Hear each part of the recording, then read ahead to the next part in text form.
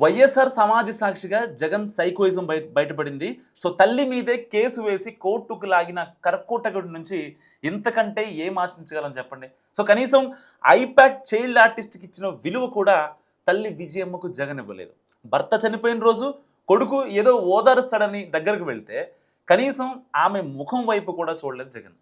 I-PAC పెట్టిన child ఆర్టిస్ట్కి ముద్దు పెట్టగానే సెక్యూరిటీ వాడు లాగి అవతల పడేశాడు. సో జగన్ నాకు కూడా అదే రకమైన ఆప్యాయత చూపిస్తాడని విజయమ్మ ఎంతో ఆశగా వెళ్ళింది.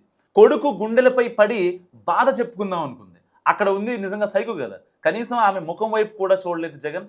బిక్కమొహంతో పక్కకి వెళ్ళిపోయింది విజయమ్మ. సో విజయమ్మ ముఖం చూసి సెక్యూరిటీ వాళ్ళు కూడా షాక్ తిన్నారు. అయ్యో పాపమని. ఎవరో బంధువు వచ్చి విజయమ్మ బాధ అర్థం చేసుకుని ఉదార్చింది. సో నువ్వు చేసేది తప్పు అని జగన్కు చెప్పింది. జగన్ నిజంగా ఎందుకు వింటాడు చెప్పండి. సో ఆమె మీద 4 అరిచి జగన్ వెళ్ళిపోయాడు. సో వెళ్ళేప్పుడు కూడా విజయమ్మ ఆశగా జగన్ వైపు చూసింది.